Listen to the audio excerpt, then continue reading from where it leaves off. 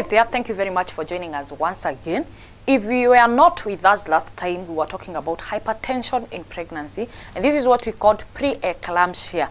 As we were coming to the end, we realized that it can complicate to eclampsia. This is where a mother, this pregnant woman, goes into upfit, or rather she converses. And today, once again, we are privileged to have this beautiful lady, Dr. Wandia, coming to continue from where we stopped about now eclampsia.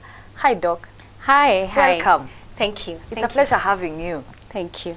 Could you please give us a short recap about preeclampsia? Wow. From the last show, what we discussed was preeclampsia is hypertension in pregnancy. And we discussed a few symptoms which the mother may present with, which included lower limb swelling, facial swelling. She may also have occasional headaches or frequent headaches. She may also have visual disturbances. And if she's heading towards complication, she may start to have epigastric pain and also have urine, having blood stains. Yes, those were the symptoms. And while she presents to us in the hospital, we are able to do a urinalysis that is able to confirm our diagnosis, because we will find proteins in urine. And this is where you told us that urine and blood and proteins should never be found in urine. Exactly. And if they are found in urine, it is a sign that something is definitely wrong. And specifically to the kidneys. Exactly. Yes. And probably the other thing I should mention at this point is that the blood pressure must be elevated 140/90 and above. Okay. Yes, that is when we make a diagnosis of preeclampsia. Now, in the event that this mother complicates, she may end up getting eclampsia. Yes. Now, can we talk about eclampsia? Sure. So eclampsia is the point at which preeclampsia crosses over to eclampsia, and the mother starts to fit. Okay. So basically, when you have fitting, it stops being preeclampsia and it becomes eclampsia. Okay. Yes. And as this mother is fitting, there are probably other multiple things that are happening in her body, because the kidney may be affected as well, the liver is affected, her blood system is affected, so her clotting may have problems, and also the baby is also affected. Now, you've talked about almost all the major organs. Exactly. And the heart is already affected. Sure enough. It was already. Sure enough. Now, you've said the baby can also be affected. Sure. Okay, let's talk about the baby then. Now, remember, as we had discussed earlier, preeclampsia basically is malfunctioning of the placenta, which results in changes in blood vessels, which supply the baby. Okay. So remember, even from the beginning, when this mother started suffering from preeclampsia, the baby was at risk also. Okay. So it is a continuing risk. The baby has always been at risk. Exactly. Okay. So from that time, probably because of the insufficiency of the placenta, this baby has not grown to the full weight or to the full size that is expected. So we have what we call growth retardation. So you find a small baby, yet this mother has gotten to a certain age where she's supposed to be delivering. Okay. In terms of the gestation by date. Okay. But the baby is smaller than what we expect. Okay. Now, when this mother actually now develops the eclampsia, the baby may actually go into fetal distress. And worst case scenario, which all of us do not want to hear about, is an intrauterine fetal death. This means the baby dies in the uterus. Exactly. Okay. Because of now a complication of the eclampsia.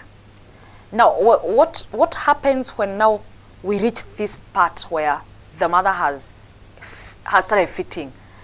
What should we do? What is the management? Okay. While probably this mother is admitted because we had diagnosed her with preeclampsia, so we admitted her for observation. Actually, we admitted the other time. Exactly. So we have admitted her and we are still monitoring her, but she still progresses into the complication which we call eclampsia. So at this point, we want to make sure that we give her drugs that are going to stop the convulsions, so that at least we can have her at a point where she's stable enough to undergo the process of labor, because the final management is delivery of the baby. Because remember, we said the placenta is usually the problem in this. Yes, so at one point, we have to get the placenta out. And how to get the placenta out is to remove it together with the baby. Yes. So delivery is the final thing that we must do, but we must make sure the mother is stable enough. Allow me to ask you one question. Yes. Now, when we are removing this baby, are we going to wait up to 9 months, or we will have to do it earlier? Now, again, remember the mother, we have two beings here. We have the mother and we have the baby. And at all costs, we are trying to save both of them. Sure. We are trying our level best to do what we can to save both of them. But in the event that the mother is at more risk, because eclampsia will actually cause death if not well managed. Even to the mother? Even to the mother, not only the fetus. So we must work fast enough, because this is the point I will say something a bit harsh, but when we lose the baby and we still have the mother, God gives us grace, and we are able to cancel the mother, and she may conceive again. She has another, she can conceive again. Exactly, she can conceive again, as opposed to if we lost the mother. And we were left with the baby. And we or maybe if we lost the two. Yes. Okay. So what we are concerned about is the mother at this point. And so if the mother is at risk, then we must do everything to save her. Okay. Even if it means delivering a baby that's not term, we will do that. And that is not term, it means the baby that has not gone to 9 months. Exactly. So we can even deliver the baby at 30 weeks if the mother's life is at risk. Yes. As long as we are going to be able to save the mother. If we are able to save the fetus, we'll be very happy. Sure. But if it's not possible, we'll be happy if the mother is alive. No, you've talked about delivering the mother. Yes. How are we going to do it? Wow. There are two modes of delivery. Natural delivery. Or cesarean. Or cesarean section. Shikilia hapo daktari. Let us go for a break, and when we come back, you'll tell us about the mode of deliveries. Sure.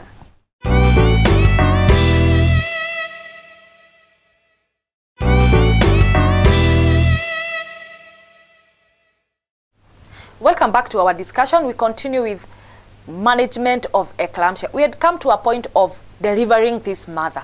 Now, you are telling us about the modes of delivery. Yes, and I mentioned that there are two modes of delivery. One is natural delivery, and the other is cesarean section. Now, for natural delivery, the mother must be in labor. What if this mother is not in labor? If the mother is not in labor, then we will have to induce her, because we must get the baby out and the placenta out. So we give her some drugs that are going to induce the process of labor for her to go into the labor pains and then eventually deliver her. Deliver the baby. And there are conditions that must be favorable for her to be undergoing the natural delivery. Okay. So at least her cervix must be in good condition. It's ripe enough for the process to go on. And also she probably, if it's her first pregnancy, well, it is okay, but the conditions of the cervix must be favorable for her to deliver normally. Okay. Now, if that is not the case, then we will schedule her for a cesarean section, where we will be able to do an operation to deliver the baby. So, as the medical team, you're the ones to decide whether it is the natural delivery or it is cesarean section. Yes, at that point, gauging the status of the mother and the baby as well, then as a team, we come up with the best way possible to deliver including this the mother's decision too. Yes, and including the mother we advise her Okay. on what exactly is going on. Okay. And we give her the options of delivery that are available to her. And then we proceed with whichever procedure is best for her. Okay. Yes. Kindly tell us, which are these factors that you have to consider for you now as the medical team to say that now for this case it is cesarean section? Okay, for cesarean section, usually number one condition, if the mother has probably had more than one or two operations, she must go in for another section. So there's no chance for delivering naturally when you have two previous scars? Yes, there's no chance at Okay. all, because remember, at the point where the first scar was and the second scar was, that's a line of weakness. And if we induce her and allow her to go through the normal, natural delivery, okay, there is already a line of weakness, and we may predispose her to what we call uterine rupture, because there is a line of weakness and the uterus might just give way. It tears? It tears. Okay. It tears, and we may even go into other complications like hemorrhage because of excessive bleeding, which final common point would be maternal mortality, which we are fighting with the love and passion. Exactly. Okay, now that's one factor. Two Yes. previous scar. Yes. Are there others? Yes. When the fetus probably has other issues that may warrant a cesarean section, probably there are abnormalities that have predisposed this mother to getting preeclampsia, eclampsia. Okay. And for some reason, the baby is not able to be delivered naturally. So at that point, we make the decision to take the mother in for a cesarean section. Also, in the event that the mother cannot withstand the process of labor due to any other medical condition that the mother may be having, we may also decide to take her in for a cesarean section. That is very good. Let's use this scenario. We talked about fitting. I want to talk about this woman now who never knew all along that she has a problem. Or maybe she just assumed at home and she's started fitting. What should we do as the neighbors, the mother-in-law, the sisters who are there? What are we supposed to do? Very well. Usually, the people around the pregnant mother sometimes are the ones who even notice the symptoms. It is very true. Yeah, and that's why... Sorry to cut you, and especially if it's the first pregnancy. Exactly. There's a lot... The woman is just naive. Exactly. She doesn't know what is good, what is right, what is not.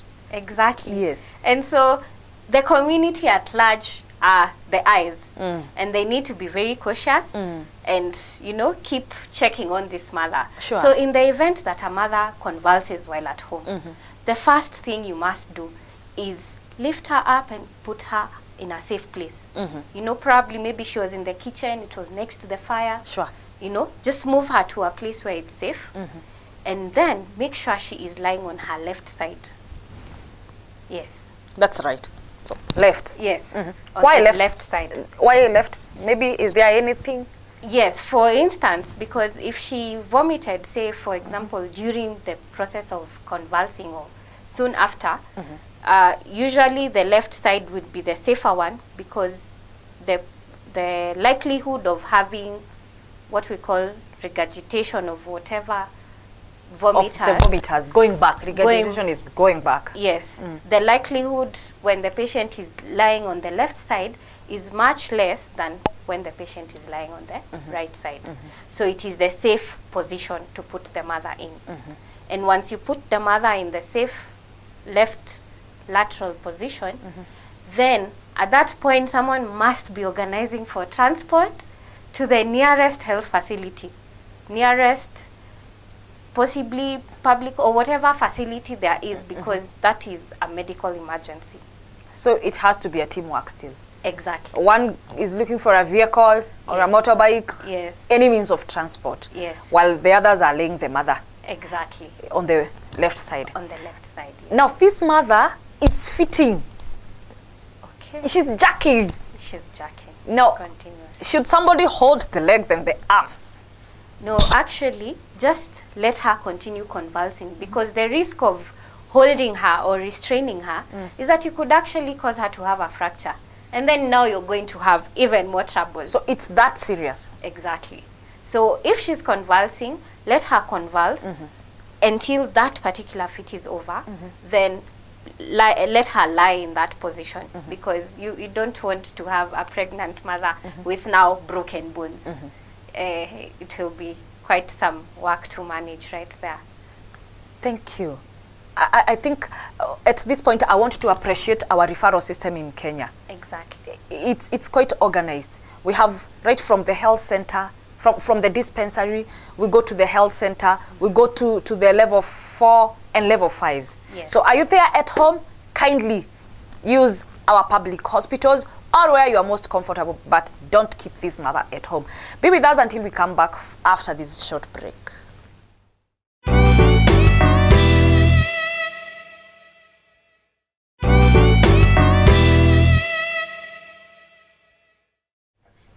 Well, back to our discussion about eclampsia. Kindly make use of the number on your screen. Write to us. It's always a pleasure to hear from you. Now, Dr. Wandia, we were talking about eclampsia.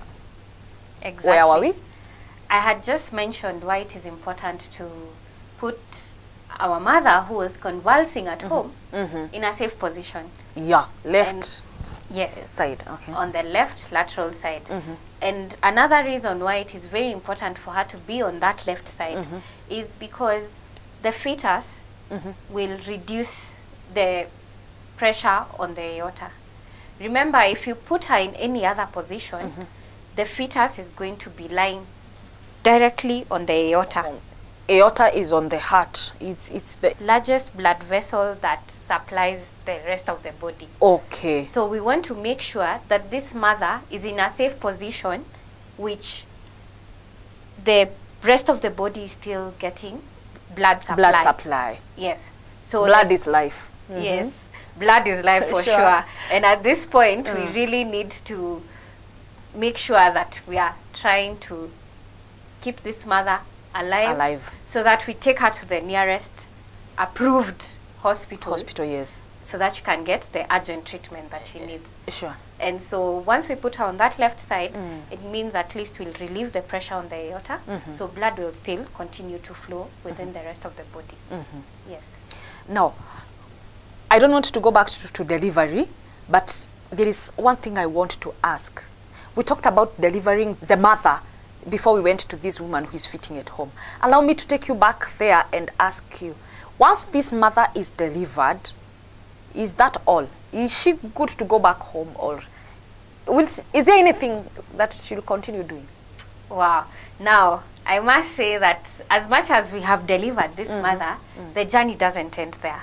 Oh. We actually have to monitor her postnatally just to make sure that, number one, the complications which she had developed prior to delivery are slowly coming down and are being managed correctly. Okay. Remember, we had mentioned things like the urine having a problem. Probably there was blood in urine. Or protein. We had mentioned that she may be fitting. We want to make sure that the fits are now controlled. Because she can still fit after delivery. Exactly. She can still fit, because remember, the body probably may not have adjusted because of the hormones that were being produced from the placenta. Okay. So we want to make sure that all the symptoms she had prior to delivery are continuously being managed. And again, the blood pressure must be controlled. Oh, sure. So we must keep her in hospital. And for example, if she had undergone a cesarean section, it is going to be a minimum of 3 days. Minimum. So please do not be in a hurry to tell your doctor that, Daktari, you know, there are people waiting for me at home. There's a party. I'm still a mother. Please. Niko na watoto wengine. Please, just allow us to manage you, so that even as you go back home, you're going to be fit enough to continue with your day-to-day activities. Because if it's not well managed, it can actually lead to death. And that is what we are. That's what we are fighting against. Exactly. Now, please tell me, can it happen again? Let's assume this mother has lost a baby, which we are not praying for. Can this preeclampsia, eclampsia occur in the next pregnancy? Yes, it can. And in fact, there's a higher risk, you know, with a history of eclampsia. Then most likely even the next pregnancy, you may have eclampsia as well.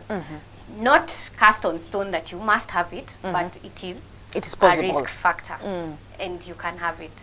And importantly, I must say at this point, you must visit your ANC clinic as early as possible, especially if you have been managed for not even just eclampsia alone, but if you have any other medical condition that you have been suffering from even before pregnancy, you must go to the ANC clinic as early as possible. And more so if you've had history of eclampsia, you must visit the ANC clinic as early as possible. As soon as you realize you're pregnant, please make that visit. Dr. Wandia, let me tell you one thing that we have not been able to embrace in Kenya. Let me say maybe even in Africa. Yes. The preconception care. Exactly. This is something that actually nobody bothers about. Sure. And as I told you earlier, I told you there last time, I think, that we only go to hospital when we feel pain, or when we fear. Now this swelling, it's not painful, but it might lead to death. We fear death more than healthy life. Sure. Now preconception care is important. Sure. And I would tend to think that for this one special case now, she's lost maybe a baby, or maybe she did not lose her baby, but almost lost the baby. When going for the next pregnancy, don't you think it is good before conceiving, you go for preconception care? In fact, it is highly recommended that just as soon as you deliver, you're discharged, and you've gone on with the clinics, the postnatal clinic, at least whether or not you have the baby, say for instance you had the baby, you had the fetal loss, you still have to go for a postnatal clinic. Sure. Where you're going to have your BPs checked again, and other things that should be done within that time, including a repeat urinalysis, just to make sure that, you know, we are at par and you're not having any more symptoms. Sure. And you must continue with your medication until otherwise advised by your doctor. And at this point, if you plan to conceive again, at least it is important, bare minimum, at least have a chat with your gynecologist or your care provider who will advise you accordingly, and again remind you of the risks which we had discussed previously. For example, you must make sure your weight is within check, make sure your blood pressures are checked regularly, so that even as you go to conceive, we are starting at a relatively safer place. Sure. So that when we get into the pregnancy, we are relatively safe, so that even if there are complications coming in, they may not be as bad.